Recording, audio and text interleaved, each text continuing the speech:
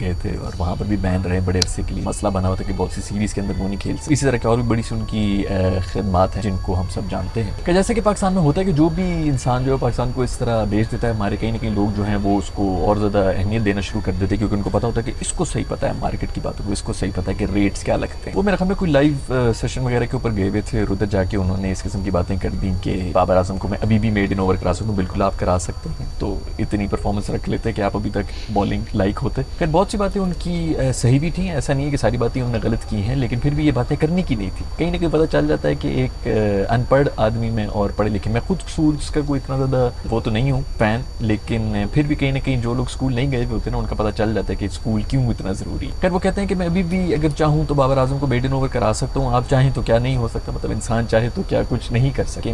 तभी मेरा ख्याल में अंडर 16 थी या कोई एक सीरीज़ के बाद वो आया था और उसने आपको कोई 11 चौके भी मारे थे डोमेस्टिक में, जब आप अपना कम बैक कर रहे थे डोमेस्टिक के अंदर। भाई हम भी कोई 12 एक साल बड़े वायरल रहे हैं सोशल मीडिया के ऊपर, लेकिन बहुत से लोग जो है ना उनके कुछ क्लिप्स वगैरह वायरल हो जाते हैं तो दिमाग पे चढ़ जाती है वो फेम। वो ये समझते हैं कि बस वही वो हैं, बाकी सब लोग तो सिर्फ चारा खाने के। जितने भी लेजेंड्स हैं, वैसे भी मुझे तो ये डिबेट की समझ ही नहीं आती, जब आप खेल के आपका एरा खत्म हो चुका है तो आप अगले नए प्लेयर्स जो है इसको किस तरह कंपेयर कर सकते हैं। ये तो फिर भी सचिन भी शायद आके कह दे कि यार मैं अगर होता तो मैं इसको 6 छक्के मार लेता एक ओवर के अंदर। कोहली भी कह सकता है कि मैं भी इसको हर बॉल के ऊपर हर जगह पर बता के चौका मार सकता। जब तक ग्राउंड के अंदर परफॉर्मेंस नहीं हो रही, ग्राउंड के अंदर से आपकी परफॉर्मेंस खत्म हो चुकी, तो फिर उसके बाद इस की बातें करने की कोई तुक ही नहीं बनती। खैर उन्होंने मेरे ख्याल में शाहीन की कप्तानी के बारे में बात की और ये भी बात की कौन से लोग जो हैं वो कोशिश कर रहे हैं। बाकी इस तरह लग तो रहा है कि उसमें कोई कहीं ना कहीं सच्चाई भी है और वैसे भी अंदर की बातें जो है वो इसी किस्म की बातें हैं, तो उसके ऊपर हम मान भी लेते हैं। दूसरा उन्होंने ये कहा कि पाकिस्तान के जितने भी बॉलर्स हैं वो बहुत ही एवरेज है, तो भाई थोड़ी बहुत इज्जत बंदा कर लेता है। अगर आप औरों की इज्जत करेंगे तो आपकी भी इज्जत ही होगी इन रिटर्न। बाकी एवरेज बॉलर्स ही हैं, हमारे पास हमेशा से एवरेज बॉलर रहे हैं, आपके टाइम में भी एवरेज ही थे। इनको सबको पड़ी भी होती है कि जी हम बॉलिंग करा दें, हम किसी तरह जो है टीम के अंदर भी आ जाएं, क्योंकि रिटायर होते नहीं। दिमागी तौर पे हमारे जो जितने भी पाकिस्तानी हैं वो रिटायर ही नहीं होते किसी भी पोस्ट से।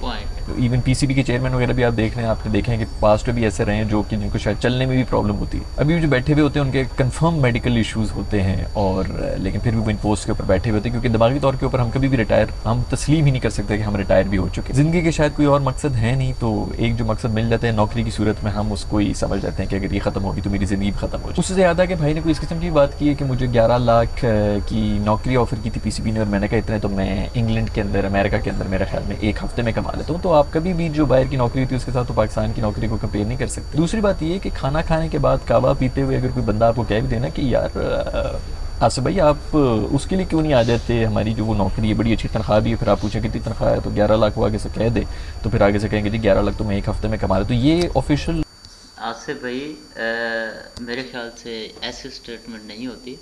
और दूसरी बात यह है कि अगर कोई है भी सही आपके अंदर अभी भी इतना कोई टैलेंट है कि आपको लगता है कि बाबर आजम को या वर्ल्ड क्लास प्लेयर को आप बॉल करा सकते हैं, या उसके बाद रिटायर्ड होते हुए कितना अर्सा हो गया आपको, उसके बाद फिर भी अगर आपको लगता है तो थोड़ी बहुत यार ऐसे लाइव जाके सेशन में कौन मतलब इस तरह की बात करता है।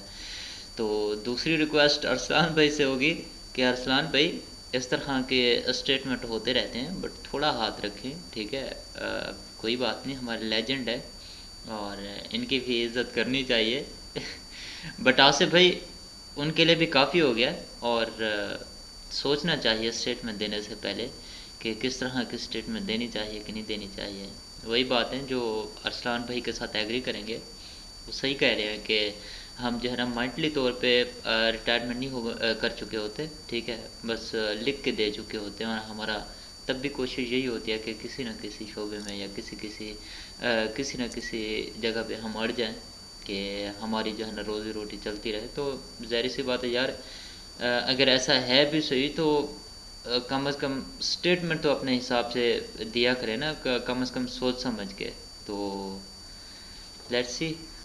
नहीं कहते आप लोग, मैं इसको कंफ्यूज कर लेते हैं। ये सिर्फ कावा पीते हुए ऊपर नीचे बात हो रही थी, इसका ये मतलब नहीं कि पीसीबी ने कोई लेटर आपको लिखा था जिसके अंदर आपको जो है वो प्रॉपर इनविटेशन दे दी थी कि आपके ये पर्क्स होंगे और 11 लाख रुपए आपकी तनख्वाह भी होगी। क्योंकि मेरा नहीं ख्याल कि इस रेपुटेशन के साथ जो है वो पीसीबी चाहेगा कि इनका कोई भी इन्वॉल्वमेंट हो बोर्ड के अंदर। हसन अली के बारे में उन्होंने बात की है कि वो रोटी गैंग का हिस्सा हैं, इसीलिए वो साथ खाने खाते हैं। तो यार ये तो हर पाकिस्तान में हर जगह यही हो रहा था, हर इंडस्ट्री में यही हो रहा होता है कि जो भी जिसके साथ कहीं कोई रोटी का गैंग बना हुआ होता है, कहीं पे कोई जो है वो चाय का, कहीं पे शराबों का कोई गैंग होता है, कहीं पे पार्टीज़ का कोई गैंग, कहीं पे ड्रग्स का भी कोई गैंग होता है, चर्च वगैरह का भी। तो जो लोग भी साथ पी रहे होते हैं वो हमेशा साथ ही रहते हैं। वही लॉबी जो है वो, अगर उसी लॉबी में से कोई एक कप्तान बन जाए तो फिर उनकी टीम में भी जगह बनी होती है। तो यही तो चक्कर है नेपोटिज्म का, कि हर जगह पे फेवरेटिज्म हो रहा होता है, हर जगह के ऊपर अपनी यारी दोस्ती जो है उसी को आगे कर रहे होते हैं। खैर मेरे ख्याल में इंसाफ पे बहुत बात हो गई है। उम्मीद तो है कि हमारे लेजेंड जो हैं वो कम से कम रिटायर होने के बाद रिटायर्ड ज़िंदगी गुजारने की भी कोशिश करेंगे और इस तरह न्यूज़ में आने के लिए इस किस्म की हरकतें नहीं करेंगे, क्योंकि सिर्फ टॉक्सिक बातें ही हो रही होती हैं, और वो भी वर्ल्ड कप से बिल्कुल ही पहले।